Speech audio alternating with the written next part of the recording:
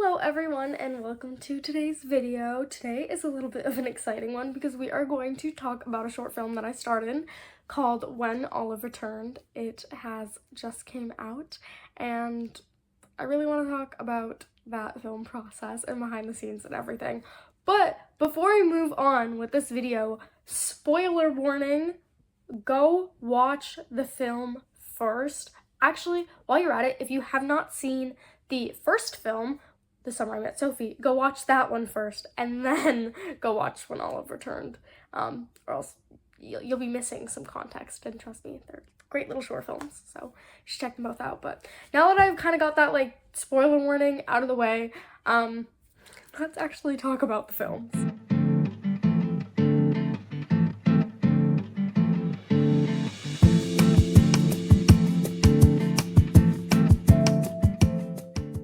Throughout the video, I'm going to put some screenshots up on the screen so you guys can see some little behind the scenes photos, maybe some stills from the film. Where do I start? Oh my gosh, Sophie has changed my life. For those of you who are confused, I play Sophie. Sophie is one of the two leads of the film. The films are about two characters named Sophie and Olive and their love story. The first film, The Summer I Met Sophie, has blown up.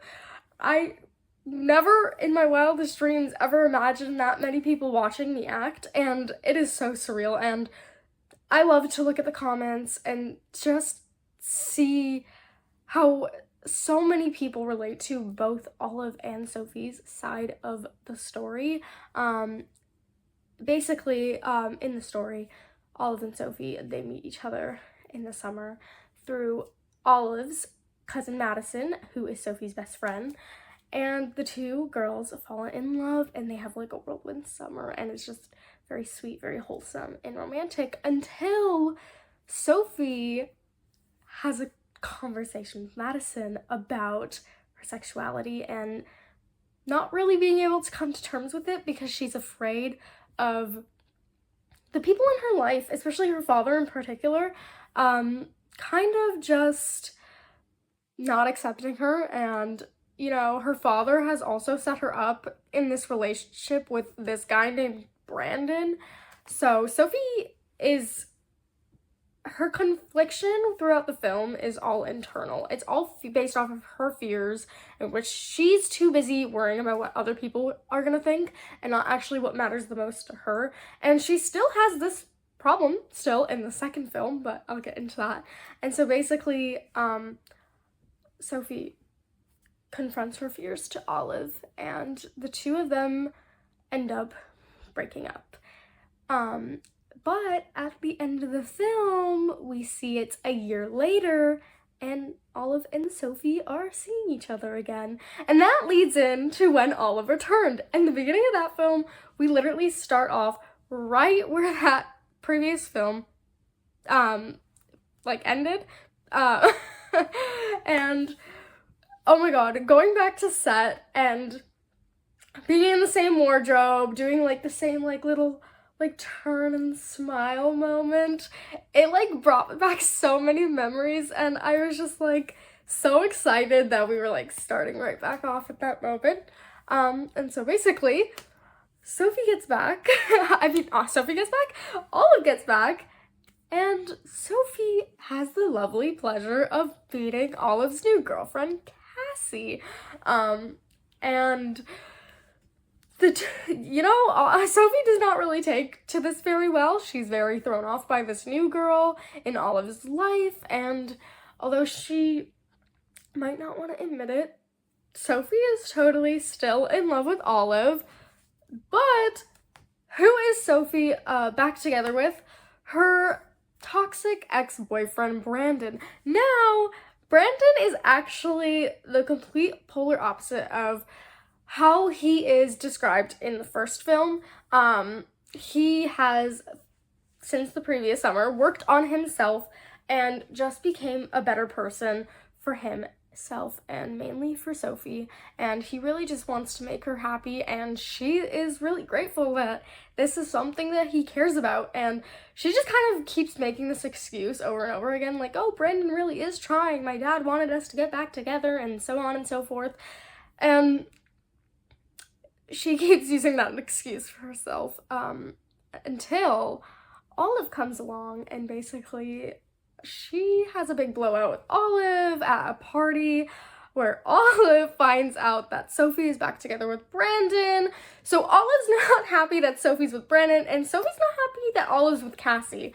And it's just this whole mess, and there's so much drama in the film, and you'll really have to check it out to kind of see how all of it plays out. But basically, I love playing Sophie because she's a mess in the sequel. She kisses Olive at Sophie's birthday party while she is still with Brandon and while Olive is still with Cassie. And she basically is like, I still love you, I never stop loving you, like, I want to be with you. And obviously Olive is super conflicted because Olive herself, despite having a girlfriend, is still in love with Sophie as well, which I totally forgot to mention. Sophie got back together with Brandon a month after her and Olive broke up, because once Olive and Sophie broke up, Olive went back home, and she came back the next summer to Sophie and Brandon back together and with her new girlfriend. But yeah, the film is just full of drama, full of love, and I'm sure everyone who saw the first film will hopefully be happy with the second film and how we kind of have some things play out. We didn't want it to be like as wholesome. I say we. I should be giving credit where credit is due. Brittany, the writer, director, producer, and actor of the film. I love her. Me and Brittany, I'm going to talk more about Brittany later, but we have become so close thanks to these two films, and there is no one that I am more appreciative than her. But yeah, Brittany just really wanted to pack in the drama for this film, and I was so excited about that because it's a lot of fun. But yeah, now let me just talk a little bit about the behind the scenes experience. Coming back to the second film, it felt so natural. I remember just seeing Brittany, and the two of us just immediately went back into chatting, not just about the film, but with each other. We are quite close now, thanks to the film. And even Ryan dropped by too, and we all got together, me, Ryan, and Brittany, and we were just so excited to come back for another summer to wrap up Olive and Sophie's story, especially with how well the first film did. As of recording this, it's about at, I think it's 190,000 views. That's a lot of people who have seen the film, so to anyone who has watched it, thank you so much. You don't understand how much that means to me. Playing Sophie has changed my life in so many ways, and I just can't imagine my life without her. So thank you to Brittany, most of all. But yeah, we were so excited to get back into filming, and we were so excited to be back with Reese as well, who played Madison, and our little Summer I Met Sophie family. And we also had the pleasure of working with a few new others, such as Blake, who plays Brandon, and Cassidy, who plays Cassie. By the way, Brittany plays Olive. I don't know if I've said that yet, but yes. And then Ryan is our cinematographer, and we also had a PA on set, my friend Adria. I got her to join because we needed some little help behind the scenes. And yeah, we also had a few extras, and they were fantastic. I loved working with everyone. I have no complaints about the film. When you just like work with a group as like positive and like talented as ours, there is not like a dull moment on set. We were always having fun, even when we were so exhausted shooting like 13-hour days. Our first shoot day was 13 hours. Me and Blake were on set since 10 a.m. to 11:30. So we were tired, as well as Brittany and Ryan, who had been there since the same time as us, even a little bit earlier.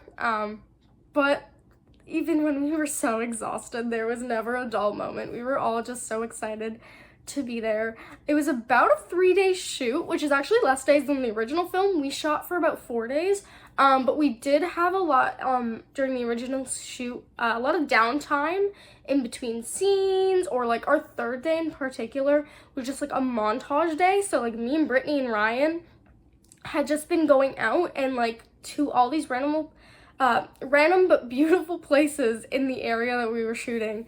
And just like kind of having a blast and chatting and chilling, and that was really fun. Well, this time around with this shoot, we really did not have breaks in between scenes unless it was like lunch or like a snack break or like dinner, whatever, that kind of vibe. Or like in between, like if we were moving like locations or like setting up. We were like constantly filming. We were trying to push things out this time around, which is not bad by any means, because even though you want to have fun, you want to stay professional, and we had a great combination of both. And yeah, I was really bummed that our shoot date got down to 3 days, because it was also supposed to be 4, like the original film. And when I heard we were gonna be done by the 3rd day, I was really sad. I woke up our 3rd day of shooting and I cried because it was a bittersweet moment. I knew I would not be going back to playing Sophie, and like I said, Sophie is very near and dear to my heart. The Summer I Met Sophie was the first film that I had the opportunity to be in since I graduated from my acting program. And my graduation was in June of 2023, and I shot The Summer I Met Sophie in July 2023. And I had the opportunity of being the lead in a story that's really important to me and very important to Brittany, especially because it's based off of a story that happened to her. Yeah, so I have such a special connection with Sophie. She just means so much to me, and also that film blew up. So it was so surreal that my first ever project after graduating was such a big thing for so many people. And it also got me connections like Brittany and like Ryan. Ryan ended up being my cinematographer for my film What If Something Goes Wrong, and he's also going to be my cinematographer for my next short film, Promises. And I'm sure this is not the last time I will work with either Brittany or Ryan. I mean, we already know this. We've already talked about the possibility of getting together and filming something else at some point. But it was our last time going back to these characters because, like I said, it was wrapping up their story. So it was a really bittersweet moment for me because I was so proud of the work that we had done, and I'm so proud of how the film came out. But obviously, not going back to the characters, like a character that you love is like a pretty sad thing.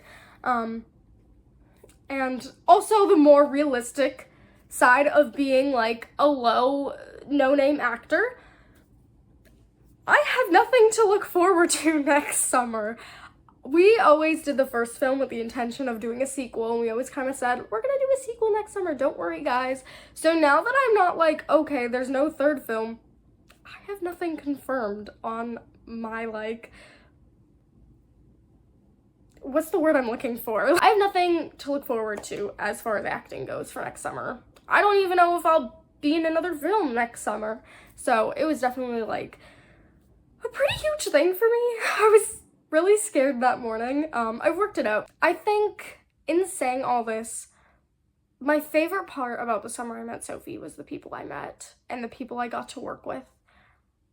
Everyone was just so incredible. And it's really like, for those who have never experienced, like, acting or anything of the sort, or filmmaking, it is such a special feeling when you find a cast and crew that you get along with so well that you can call them your friends, or, like, you know you can work with them again because you just had such a positive experience. And I've worked on a few film sets where I haven't, like, had a bad time, but I didn't feel, like, at home. I'm a pretty shy person, so sometimes it takes me a bit to kind of feel comfortable in my environment. I'm kind of introverted in that way, but once you get me going, I am extroverted. I'm like an introverted extrovert, you know what I mean? Or like, yeah, extroverted introvert maybe? I don't know. So being able to just hop on the Summer I Met Sophie set, and immediately feeling a connection with Brittany and then with Ryan and Reese was so incredible. And I was just so caught off guard by that because I was like, I feel like I haven't really been on a set where like everything felt so natural and like I felt so like comfortable with these people, and I feel like I have found my people still, and I love them so much. I love everyone I worked with on the sequel as well, and I love the films. I know they are like little low budget short films, but they are so rich and important to me in my heart. But yeah, I feel like I've said everything that I need to say. I feel like I've been rambling, and I feel like I probably didn't even talk about some of the things I wanted to talk about, like memories. But it's okay. I feel like I've rambled for too long, and I don't want to make this video like 20 minutes. I feel like it's already 20 minutes because this clip is 10 minutes. But in saying all of this, if you haven't checked out the films, what are you doing? I put a spoiler warning. Go check them out. But if you have checked them out, then thank you so much. I really hope you love them just as much as I do and like we do, like the cast and crew. Let me know if you have watched them and if maybe you related to any of the characters, whether it's Sophie or Olive or Cassie or Brandon, because even their experiences in the film are very important. Like what Olive and Sophie do to them is kind of awful. Like they're like, especially Sophie, like I don't know, I feel like Sophie's like not a good person in this film, and I kind of love it because it was so fun to play as an actor. Like that was like my main thing. I told Brittany, I was like, you do not understand how excited I am to play evil Sophie. That's how I refer to her because she is just a menace.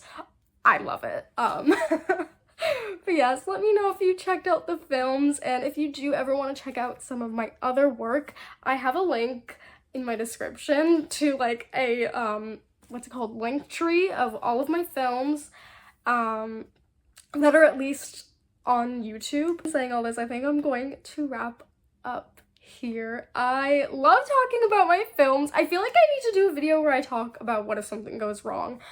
That's definitely gonna be something I do. I definitely need to talk about what if something goes wrong, which is a film of mine. I have a YouTube channel for my production account down below as well, Nevis Productions. I have 2 films on there. My first one is not good, but you can watch it anyways. It's not good because the lighting is awful and our camera batteries were dying every 2 seconds. You have been warned. But if you watch What If Something Goes Wrong, that's a proper production. Go check that one out. I'm actually proud of that one. But yeah, and Promises. I'm so excited to get into Promises. You guys have no idea. I need to stop blabbering. Anyways, I'm going to end this video here. If you guys like this video, I'm going to say all this YouTube stuff. Leave a like, subscribe, comment, and watch my films, please, because I'm desperate, because I'm an actor. And I think all actors are desperate. Okay, now I'm just talking. Okay, guys, thank you so much for watching, and I will hopefully see you in the next video. Bye-bye!